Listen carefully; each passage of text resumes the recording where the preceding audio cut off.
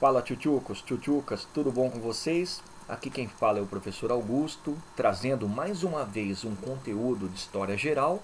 E nessa aula, eu vou dar sequência aos nossos estudos sobre a primeira fase da Revolução Industrial. Tá legal? O que eu vou trabalhar com vocês nessa segunda aula, tchutchucos? Eu vou trabalhar com vocês o pioneirismo inglês.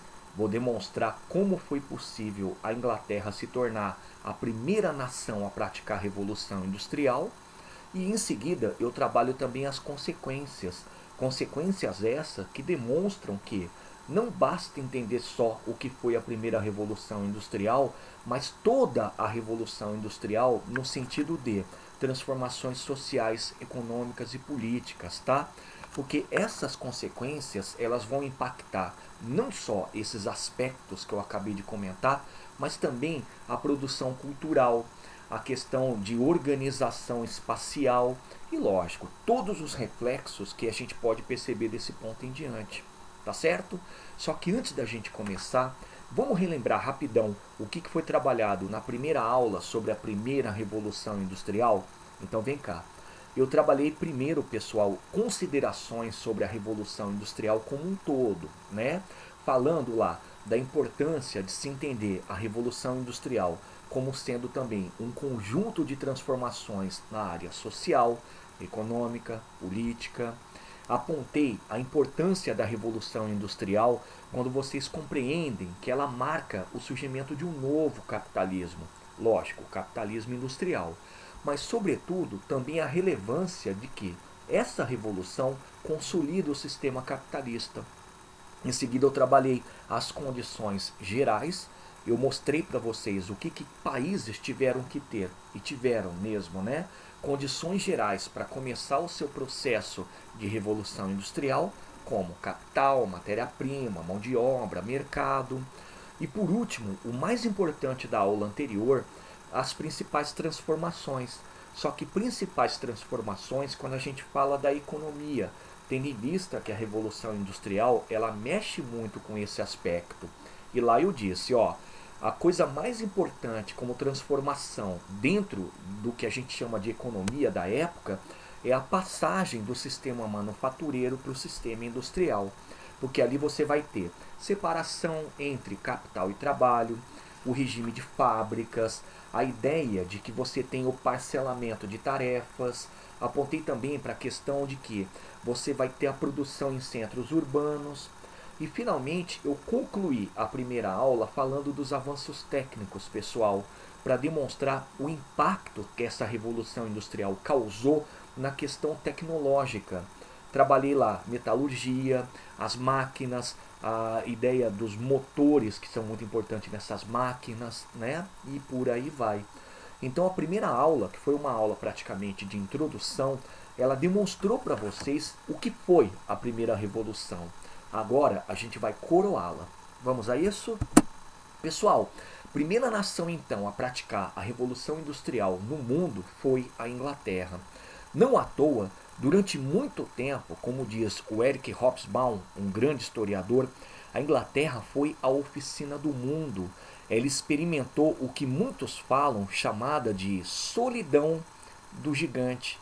Curioso, né? Agora, cuidado. A Inglaterra foi a primeira, mas ainda na primeira fase da Revolução Industrial, lá no finalzinho, né, na transição do século XVIII para o século XIX, outras nações vão engateando também no mesmo processo, como a Bélgica, também mais tarde um pouco a França. Mas fato é, a nação pioneira, a primeira, aquela que plantou a ideia dessa passagem do sistema manufatureiro para o industrial, foi a Inglaterra. E o detalhe, a Inglaterra, pessoal, ela sempre foi uma nação à frente do seu tempo, tá?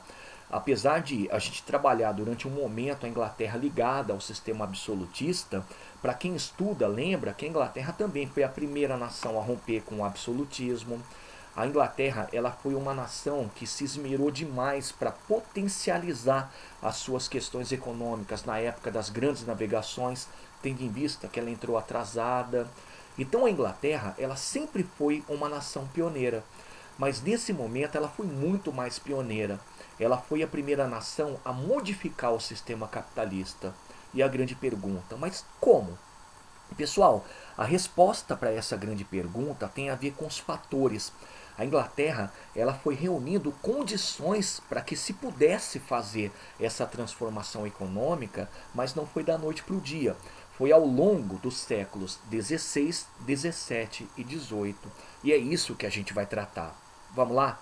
Então, o primeiro grande fator que a Inglaterra teve e usou em benefício próprio para praticar a Revolução Industrial é a presença de fontes de energia. Sendo que aqui vocês vão destacar como o grande elemento para a revolução desse momento é o carvão. O carvão, como eu comentei no finalzinho da aula anterior, pessoal, mineral. A Inglaterra estava assentada sobre uma grande reserva mineral. Bacana? Outro fator, pessoal, acúmulo de capitais. O que é interessante da Inglaterra é que ao longo da sua história, entre os séculos XVI, XVII e XVIII, a maneira como ela soube acumular capital, dinheiro. E como é que ela fez isso? Tchutchucos, ela fez isso implementando uma rede de colônias, tá? E nessa rede de colônias, não só a exploração, mas também a venda de produtos que ela fabricava, ou no caso manufaturava, ainda nesse período. E quais são as colônias mais importantes? As 13 colônias, né? E olha só que coisa curiosa. Das 13 colônias, a Inglaterra também tirava a matéria-prima para ser utilizada no futuro processo industrial, ou seja, o algodão. Beleza? Outro elemento que mostra o acúmulo de capital por parte da Inglaterra, mercados. A Inglaterra é interessante, pessoal, porque ela tinha mercados espalhados por vários pontos do mundo, não só nas suas colônias, como por exemplo as 13 colônias, mas também no Oriente. E o grande destaque fica por conta da Índia. A Índia se torna, principalmente a partir de transição do século XVIII para o século XIX, uma compradora de tecidos britânicos. E olha só que coisa interessante, a Índia também produzia tecido. Só que essa imposição britânica na região demonstra a força do mercado que ela tem. E por último, outra maneira que a Inglaterra encontrou de acumular capitais, pessoal, dinheiro, foram tratados econômicos. Sendo o mais importante, atenção, vou falar o termo em inglês, é chamado de Tratado de Methuen. Ou, o que vocês vão usar porque é mais fácil, Tratado de Panos e Vinhos. O que foi esse tratado, pessoal? Esse tratado, assinado em 1703, foi um tratado entre a Inglaterra e Portugal, em que as duas nações abririam os seus mercados uma para outra. Portugal, por exemplo, compraria tecido britânico e, por sua vez, a Inglaterra compraria vinho português. Só que o detalhe é que entre panos, tecidos e vinho, o que era mais vendido era o tecido, o que faz com que a coroa portuguesa fique dependente da Inglaterra e, por outro lado, que a Inglaterra consiga ganhar muito dinheiro em cima disso. A coisa é tão doida, pessoal, que quando vocês trabalharam o ciclo minerador lá no primeiro ano, vocês perceberam que todo o ouro que saía daqui do Brasil ia para Portugal e uma grande quantia, para não falar quase tudo, desembarcava em seguida na Inglaterra para pagar por esse tratado de panos e vinhos. Tá legal? Então reparem, o acúmulo de capitais foi o primeiro fator porque a Inglaterra gerou o dinheiro necessário para aplicar nessa renovação industrial. Beleza? Outro fator, tchutchucos, progresso científico. Atenção, esse progresso científico, tchutchucos, é um desdobramento do renascimento cultural, tá? Ele apareceu por volta do século XVII, começo do século XVIII. E foi muito importante porque foi abraçado pelos intelectuais ingleses. E olha só o que gerou. A partir da segunda metade do século XVIII, principalmente, pesquisas científicas que eram financiadas não só pelo pessoal que tinha dinheiro, pela elite inglesa, mas também pelo Estado. E o detalhe interessante é, quanto mais pesquisa científica você tem, maior o conhecimento e o domínio em cima de novas técnicas, não é? Aí vem a consequência. Com todas essas pesquisas científicas e com todo o financiamento feito em cima disso, nasceram as tecnologias. Tecnologias que a gente percebe vão ser utilizadas na Revolução Industrial. motor a vapor, o tear mecânico, entenderam? Então é um fator interessantíssimo porque o progresso científico é quem fomenta as máquinas, fomenta o conhecimento em cima da produção. Beleza? Avança. Mais um fator, sintonia entre Estado e economia, assunto que vocês também já estudaram. Essa sintonia entre Estado e economia nasceu exatamente na época das revoluções inglesas. Lembram? Então, bem rapidão. As revoluções inglesas, elas foram revoluções em que a elite burguesa e o parlamento romperam com o absolutismo. Lá durante a Revolução Gloriosa, vai ser colocada em prática a ideia de que o rei, ele reina, mas não governa. E qual é a tradução disso? Significa que na Inglaterra, quem governa de fato é o parlamento. E o parlamento, nesse momento, pessoal, já era um parlamento aburguesado. Resultado, a partir do momento em que um parlamento aburguesado começa a gerenciar o governo da Inglaterra, você vai ter essa sintonia entre esse Estado e economia. Porque tudo que for feito para a economia vai ser feito em benefício de uma elite, vai ser feito também em benefício da nação. Então o que nós vamos ter aqui? Nós vamos ter o liberalismo, significando que o Estado não se intromete na economia, e isso facilitava o crescimento e o engrandecimento das práticas comerciais e produtoras. A gente vai ter incentivos que o governo, ou leia-se até aqui, Estado, vai fazer em relação à economia. E a gente pode destacar alguns. O primeiro grande incentivo é a criação de um banco chamado Banco da Inglaterra. E qual é a importância desse Banco da Inglaterra? O Banco da Inglaterra ele foi criado como uma espécie de banco central. Era ele que produzia papel moeda, era ele que planejava a economia, era ele que fazia a liberação de créditos e investimentos. E o outro incentivo famoso naquela época, pessoal, é uma lei chamada Lei da Manufatura de Lã. Era mais ou menos assim. O governo incentivava a produção de lã, uau, essa lã era jogada no mercado como matéria-prima, uou, só que não poderia ser exportado. Então o que é muito legal é que a lei da manufatura de lã, ela obriga a lã a ficar no mercado inglês e ser absorvido como matéria-prima. Não à toa, o principal produto desta primeira revolução industrial passa a ser o tecido. Bacana? E mais um elemento dessa sintonia entre Estado e economia é o protecionismo. Senhores, havia um controle muito grande quanto à exportação e importação dentro da Inglaterra, o que rompe um pouco com a tradição liberal, mas aqui no caso é um protecionismo benéfico. Por quê? Porque quando a Inglaterra se esforçava em exportar mais a sua produção e importar menos de outros países, ela está guardando o dinheiro necessário para continuar reaplicando no mercado. Mas ao mesmo tempo, pessoal, a gente tem que perceber que isso é um controle marítimo também. A Inglaterra era a senhora dos mares, era a nação que quando fazia o transporte fazia ela mesma, e tudo sob proteção do Estado. Entenderam? Então tá aí, tchutchucos, essa é a sintonia entre Estado e economia. Um Estado que atua de forma benéfica na economia para poder potencializar a nação e o setor econômico burguês. Joia? Avança mais um fator, a famosa Revolução Agrária. E o que foi essa Revolução Agrária, pessoal? A Revolução Agrária foi quando, nesse momento do século XVIII, principalmente a partir da segunda metade do século XVIII, novas técnicas começaram a ser utilizadas no plantio. Técnicas também muito ligadas com o progresso científico. Então o que nós vamos ter aqui? A adubagem, a criação de alguns implementos agrícolas, como se fosse uma certa mecanização. E o detalhe é, quanto mais técnicas agrícolas ou de plantio apareciam na Inglaterra, maior era o aumento da produção.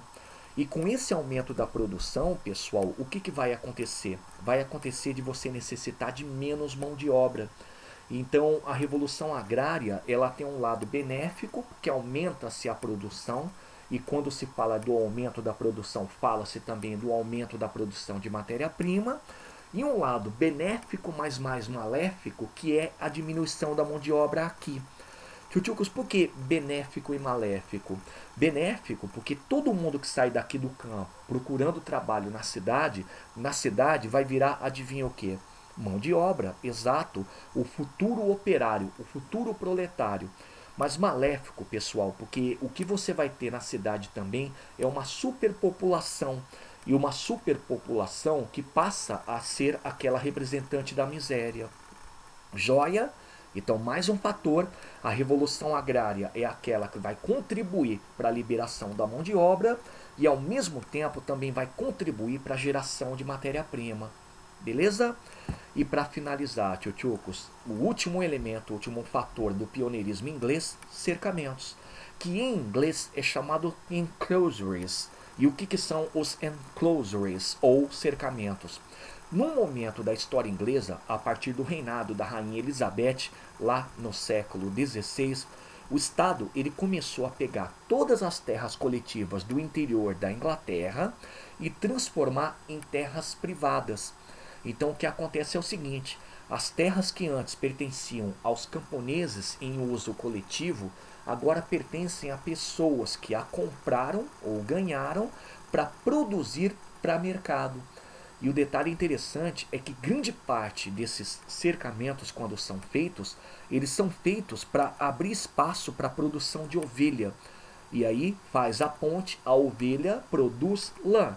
E é a lã, junto com o algodão, que se torna um dos principais elementos da Revolução Industrial, porque é a matéria-prima. Aí tem um outro lado. Tchutchucos, era tanta terra que era entregue ao setor privado e tirado dos camponeses que as pessoas também começam a engrossar as fileiras daqueles que praticam o êxodo. Então aumenta o êxodo rural. As pessoas começam a se deslocar para a cidade e na cidade, de novo, no que é que elas vão se transformar? Em proletários, em mão de obra, os operários. Entenderam? Então, tanto a revolução agrária como os cercamentos são importantes como fatores no sentido de mão de obra. Entenderam? Então tá aí. Acúmulo de capitais, progresso científico, sintonia Estado-economia, revolução agrária, cercamentos e a cereja do bolo, fontes de energia, são fatores que explicam a Inglaterra como a primeira nação a praticar revolução industrial. Entenderam? Então vamos terminar a aula falando daquilo que geralmente as provas mais cobram, os desdobramentos da primeira revolução. Vamos lá, direto e reto. Senhores, senhoras, primeiro grande desdobramento da Revolução Industrial na sua primeira fase é o aumento da exploração da mão de obra. Já anotem, a mão de obra que eu estou mencionando é a mão de obra do dito operário, beleza? E aí vem a parte mais escabrosa. Os operários, tchutchucos, eles poderiam ser considerados como se fossem um objeto.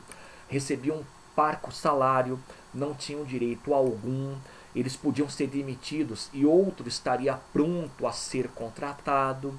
Só que uma coisa muito triste é que além do operário, nessas condições que a gente está comentando, existe também a exploração de mulheres, as mulheres também eram exploradas, e o pior, quando se tornavam operárias, pessoal, às vezes elas recebiam metade do salário de um homem. E aí a gente tem que até comentar, o que era o salário naquela época? O salário era chamado jornada. Jornada é quando você recebe o pagamento por turno trabalhado. Então isso era uma forma de você prender o operário ao trabalho. Ele tinha que trabalhar todo santo dia. Segundo ponto, quando eu falo de regime de trabalho, quando eu falo de tempo de trabalho, eu tenho que lembrar que a falta de direitos na época era tão grande que os operários chegavam a trabalhar entre 20 e 22 horas, o que é um absurdo, né? Agora, coloca isso dentro da condição da mulher como operária. A mulher trabalha tanto quanto o homem e recebe metade do salário, metade do que eles chamavam de jornada. É um absurdo, né? Isso quando muitas mulheres tinham trabalho, porque quando não tinham, elas acabavam exercendo outras atividades, como por exemplo, prostituição, venda do que ela fazia em casa. Tá legal? Outro tipo que era explorado também, as crianças, tchutchucos. Crianças que a partir de 9 anos eram obrigadas a entrar no regime de trabalho. Geralmente a criança era utilizada assim. Na fábrica, como elas eram pequeninas, elas podiam passar por debaixo dos teares e recolher pedaço de produção, recolher lá um cavaco, uma peça da máquina. A criança, ela fazia esse trabalho como complemento e por isso geralmente não recebia pagamento algum. Crianças, como eu comentei numa tela lá da minha primeira aula, tchutchucos, que também podiam trabalhar nas minas de carvão. Eram pequeninas, podiam entrar nos túneis mais estreitos, podiam tirar carvão restante. E o pior é que a expectativa de vida de uma criança trabalhando nas minas de carvão era super reduzida. Uma criança poderia durar no máximo até 3, 4 anos, porque elas respiravam muito carbono, respiravam muita fuligem e acabavam contraindo uma doença chamada de pulmão negro. Beleza?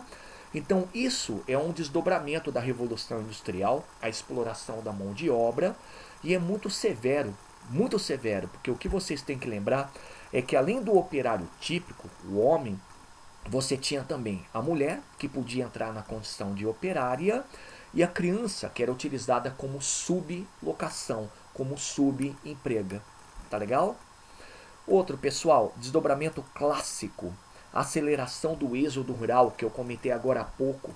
Nessa época, como as cidades passam a ser os grandes centros de produção, os grandes centros de consumo e ao mesmo tempo o local onde tudo acontecia, você tinha esse deslocamento do campo para essas cidades. E aí o que acontece? Essas cidades, elas passam a demandar de mais mão de obra e ao mesmo tempo elas se tornam, na visão daquele que sai do campo, um paraíso. Então muitos acabam se deslocando para lá não só por conta do cercamento ou da revolução agrária, mas também imaginando que na cidade elas vão ter um pouco de expectativa de vida, um pouco mais de conforto. Qual que é o lado negativo? É que quanto mais você tem o êxodo rural, maior é a urbanização. Só que não imaginem uma urbanização toda padronizada, toda racional. Ela era acelerada, caótica, pessoal. E uma coisa interessante é que você vai perceber o inchaço urbano e isso vai gerar reflexos.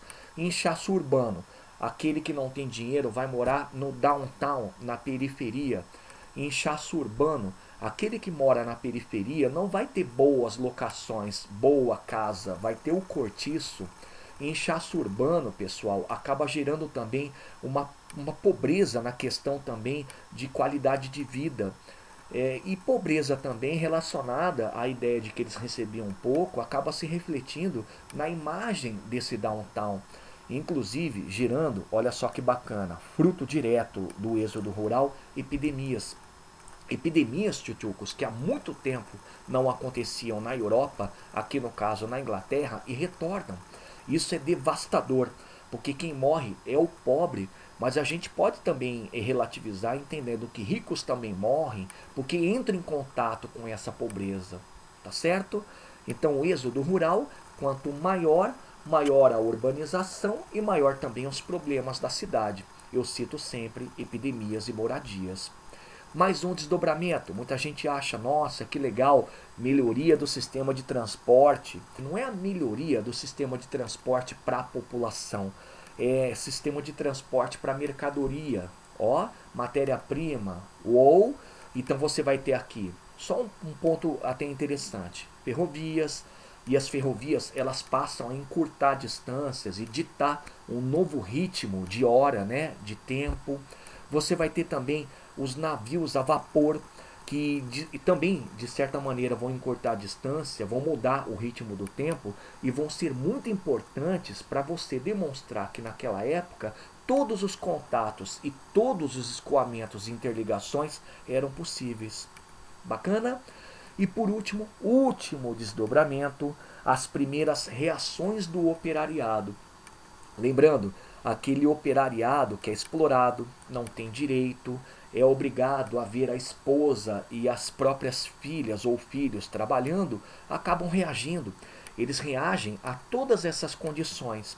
Só que atenção, as primeiras reações do operariado, tchutchucos, não são intelectualizadas, tá? Elas são reações mais práticas, elas são reações ligadas ao que o operário era, uma pessoa humilde, sem muitos estudos. A primeira e mais conhecida, peço para vocês colocarem estrela, é conhecida como ludismo. Em inglês, Rage Against the Machine. O que é isso aí? A fúria contra as máquinas. O ludismo, ele nasceu da seguinte maneira. Ele nasceu na concepção de que as máquinas, elas depreciavam o trabalho do operário. E as máquinas, ao mesmo tempo, até podiam substituir a mão de obra desse operário. Então os ludistas, eles se preocupavam em quebrar as máquinas. Então rage against significa fúria contra, é a destruição. O que eles faziam? Eles destruíam teares, eles destruíam as máquinas a vapor. Só que com o tempo, o que acontece? A legislação inglesa aperta o cerco em cima desses quebradores de máquina e institui um pagamento. Aquele ou aquela que danificam a máquina, eles podem ser presos e podem ser executados. O ludismo é obrigado a se alterar. Ele se altera e cria uma outra forma de destruir máquinas a partir das sabotagens. E é interessante porque a sabotagem, ela é a destruição camuflada, é a destruição na surdina, que ninguém saiba. Entenderam? E o nome, da onde vem? O nome ludismo vem de um dos líderes, que é Ned Luddiham, ou Ned Lud. Ó, ficou aí o nome ludismo. Beleza? Então perceberam que o ludismo, ele é um movimento prático, ele não tem muita pretensão ideológica, mas está aí, é uma reação do operariado. Outra reação, pode colocar estrela também, é o cartismo. E o cartismo vem de onde, pessoal? Ele vem de um conjunto de reivindicações que os operários faziam para melhorar a própria situação. Então eles escreviam cartas, colocavam essas cartas em urnas com várias assinaturas, ou várias cartas também dentro dessas urnas, e levavam até o parlamento. O interessante do cartismo, pessoal, é que era um movimento que estava começando a se aproximar do que é a greve. Porque quando eles faziam esse transporte das urnas com as cartas até o parlamento, eles paravam de trabalhar. E da onde vem o nome? Cartismo vem de carts, carta, entenderam?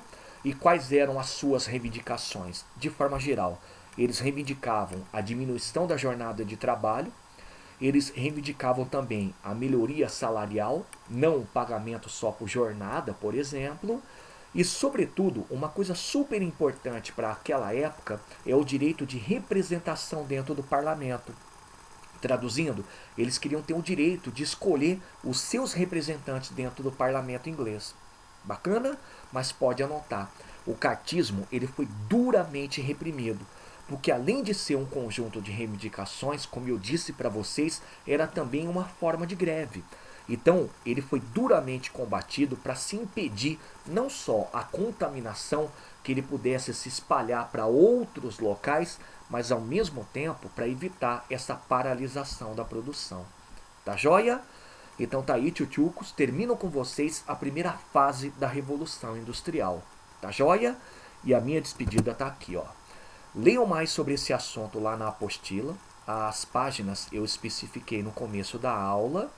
E em seguida, tchutchucos, abram lá a parte de praticando e resolvam tão somente a questão 2, página 641. Feito isso, vá para habilidades na página 642 e resolvam as questões 2 e 4. E para finalizar, peguem lá o setor de complementares, resolvam só a questão 1 da página 642. Tudo bem? Tá aí, tchutchucos, estudem, resolvam as questões e qualquer problema me procurem no WhatsApp e no Google Classroom. Tá legal? Então, forte abraço e até a próxima.